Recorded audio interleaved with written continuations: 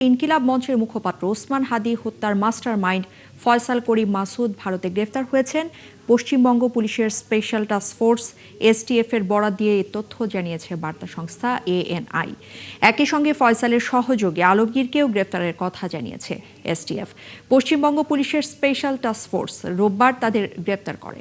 Paschimbanga police বলছে, প্রাথমিক জিজ্ঞাসাবাদে জানা গেছে রাহুল ওরফে ফয়সাল করিম মাসুদ এবং আলমগীর হোসেন ইনকিলাব মঞ্চের নেতা ওসমান হাদি হত্যাকাণ্ডের সঙ্গে জড়িত।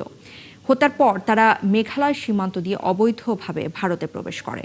এরপর ভারতের বিভিন্ন স্থানে অবস্থান শেষে সম্প্রতি আবারও বাংলাদেশে ফেরার উদ্দেশ্যে বনগাঁওয়ে জড়ো হয়েছিলেন।